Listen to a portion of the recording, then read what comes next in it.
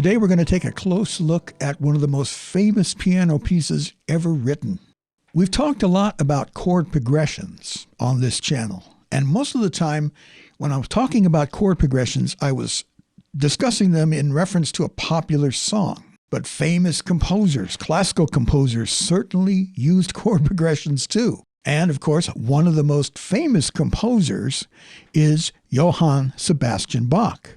Now, there's not too many people who don't know who that is. Even non-musicians, people who've never taken a music lesson, they know who Bach is. They know Jesu, Joy of Man's Desiring, and so on. And there are many who consider him the greatest composer who ever lived. Now, that's a debate that we can save for another time, but countless musicians have been inspired by the work of Johann Sebastian Bach.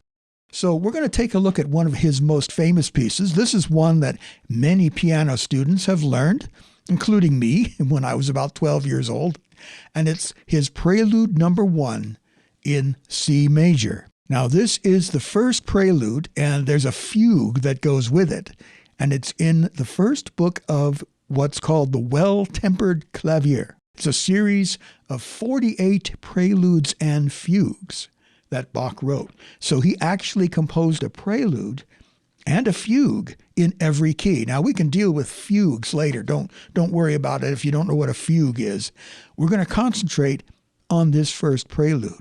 The interesting thing about this prelude is it's really just a series of arpeggiated chords. In other words, chords that are played as arpeggios. There's no melody to speak of, although some enterprising musicians have experimented with adding a melody on top of this prelude. But even without a recognizable tune, this piece, it draws you in through the power of its chord progression. And so what we're going to do is play through this composition, and I'm going to talk you through it, and I will reveal the chords that Bach employs to create tension, interest, tension and release, I should say. There's a sense of going somewhere. This is what I would call a true chord progression.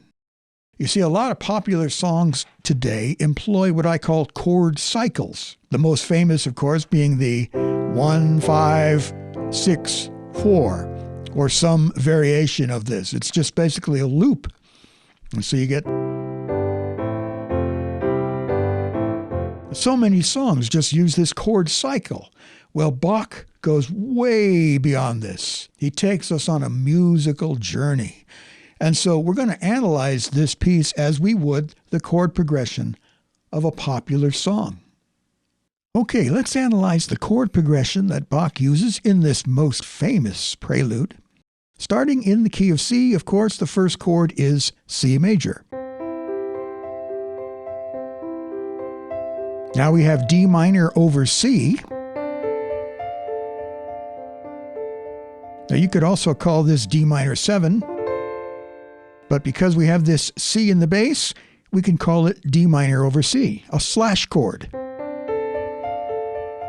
Then we have another slash chord, G7 over B, and then back to C.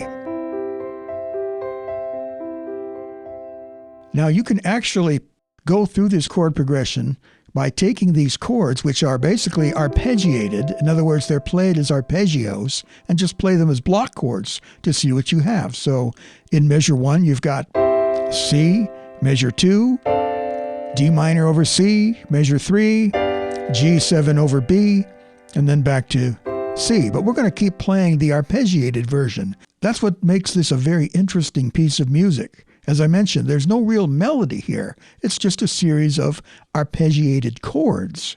And so the interest lies now in the progression that Bach uses to take us on a journey. So C, D minor over C, G7 over B,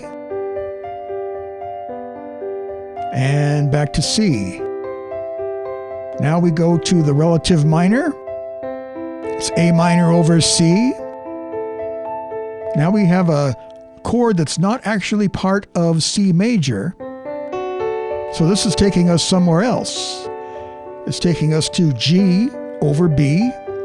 And then here we have something very interesting. Notice that? That's a very striking sound, isn't it? You could actually say it's C major 7. And it would be in not first, not second, but third inversion. So we could call this C major 7, but I'm just going to call it C over B, because here's the B and here's the C. That's the easiest way to notate this particular chord. And then we have A minor 7, and then we're back to D7 again.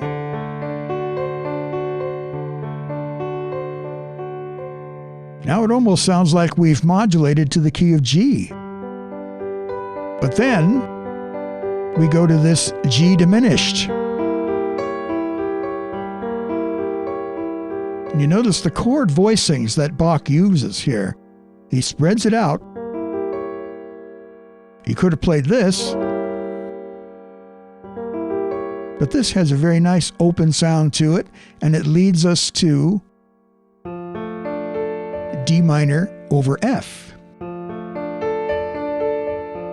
And then we have another diminished chord, which leads us to C over E. Now here's another interesting chord.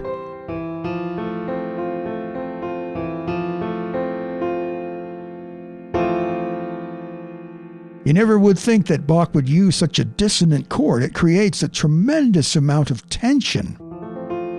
And in reality, this is like an F major 7 chord, but we've put the E in the bottom, so we can just call this F over E, which leads us to D minor 7, which leads us to G7. Now we're back in familiar territory, back in the key of C, but now look what happens. All of a sudden, we have C7, which is naturally going to lead. Now you would think this would lead to something like this, but Bach throws another surprise. He uses F major 7. And then we go to F sharp diminished. And then into another diminished chord, but this one is different. We have this, what we would call a non-harmonic tone in there. It's not part of the A flat diminished chord. So this creates even more tension. You see, Bach could have done something like this, but this sounds even more tension-filled, if you like. And then now we're back to G7. And then instead of going back to C, he goes to C over G. Now what we have here for the next several measures is what we call a pedal point. This is a very familiar technique that Bach often employs, especially in these preludes. Now, pedal point, if we have not talked about this before, I should briefly explain what a pedal point is. It has nothing to do with the pedals on the piano. Basically, what a pedal point is you have one tone, and as you look at these next several measures, you can see we have G, G, G, G, G in the bass. And then we have various harmonies that move over it, and some of them are dissonant. Some of them create tension, which is then resolved. And you'll find that from this point on, we have two pedal points. And there are actually two categories of pedal points. There are what we call a tonic pedal point, which we're going to come up to when we get near the end. This is a dominant pedal point. Because then we go to, now we're back here at this C over G. Now we have a G7 suspension. And then we have G7. Now we have This is E flat diminished over G.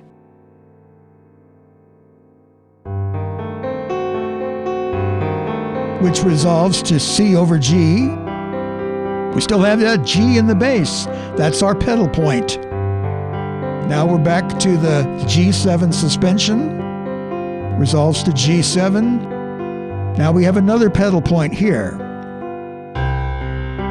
It doesn't just go back to C, but Bach continues to deceive us, as it were. Now where are we going? Well, we have F over C.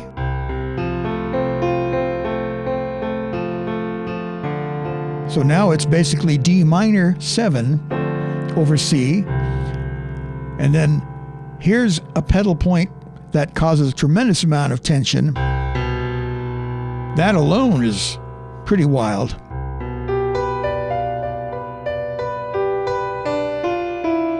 And then finally, we are back on C major. So as you can see, Bach has taken us on quite a journey, using nothing more than a chord progression. Bach certainly knew all the chords. I hope you found this interesting and enjoyable, getting a little peek into the way Bach used chords, just chords, to create a very interesting and enjoyable piece of music, one that, of course, is justly famous. If you'd like to support this channel, by the way, you can go to my Patreon page. I will provide the link in the description. And I appreciate all of you who have expressed a desire to support the work of At Home with Music. Once again, thank you for watching. If you have any questions, any comments, you can feel free to leave those in the comment section. I make every effort to answer every question and respond to every comment. And thank you to all of you who have recently subscribed to the channel. I'm very, very grateful. Thank you for watching, and I look forward to speaking to you in the next one.